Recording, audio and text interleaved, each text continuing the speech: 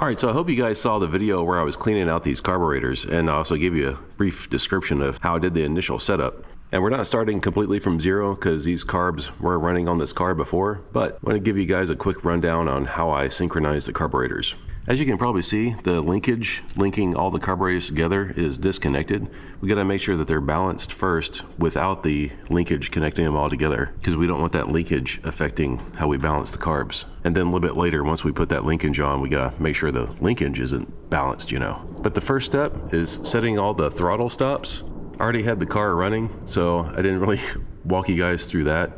But basically, you know, with the car running, I take my synchronizer here and I just check one side of the carbs and just fiddle with these screws right down in here until they're finally syncing up all together. And I should also note that since I did take these air bypass screws out, I also need to keep an eye on the synchronization between each side of the carburetor.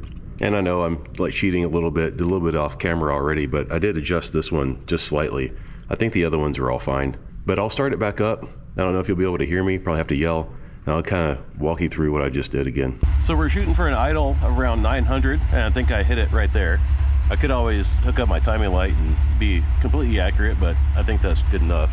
But yeah, you just put your synchronizer on the carb.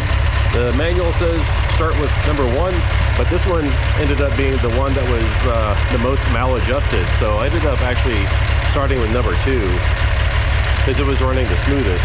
And it was actually a little low, so I had to turn this screw in just a little bit to get it to come up. And then I adjusted this one to match and came back over here.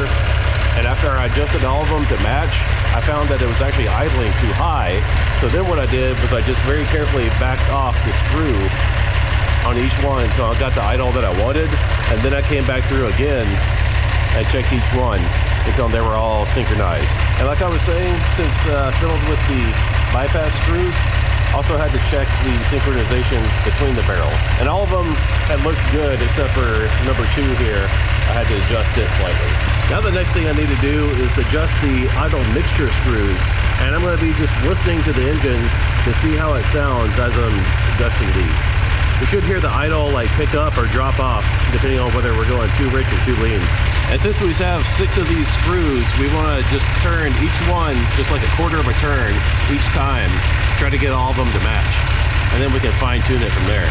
These back here are kind of hard to get to. I'm going to have to set the camera down. In order to see what I was doing with these back screws here, I didn't use the mirror. And you probably can't even see on the camera, but yeah, that's how difficult it was.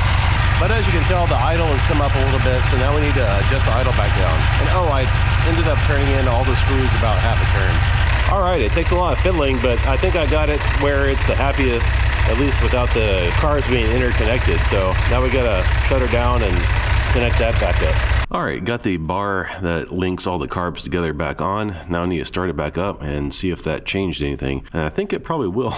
Probably because, first of all, this one was like loose, and I guess it was loose whenever I took it off. That's a little strange. And it also looked like this one might have moved the arm just a little bit. So I don't know, we'll see. Yep, just as I suspected, this one's going real high, and these other 2 are right where I left them before. So I'm gonna have to loosen up the nuts on this guy right here and adjust that. So this adjustment is pretty easy since the direction of rest is this way right here.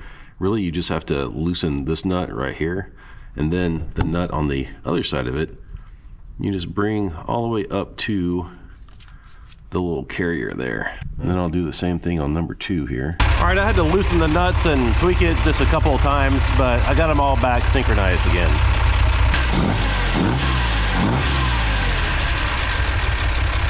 Sounded pretty good. Now I need to get this connected back up to that little ball right there and put the spring back on it, and might have to adjust this, but we'll see. All right, well, I think I did it. I know I didn't show you every little step along the way, but I think I showed you enough to get the idea. And if this was helpful, give me a thumbs up, and don't forget to subscribe if you're not already. Bye, thanks for watching. See you guys next time.